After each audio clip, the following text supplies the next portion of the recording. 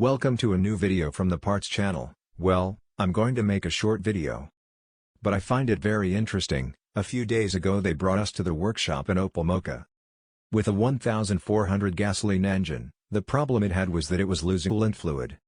The owner, before bringing us the car, is a client of ours, called us, saying that we should ask him for a coolant fluid tank, so that we could install it, and we told him that before installing anything in the engine, we had to check that the problem came from that glass or container of coolant, which is this, the expansion vessel. It is true that it is a very common failure in these engines, that those coolant glasses break.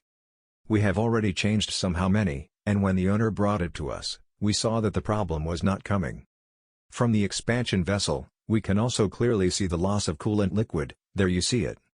It is from the thermostat box, that's what it's called, although the thermostat is not located there. That was what had to be changed. In this case, nothing was wrong with that expansion vessel.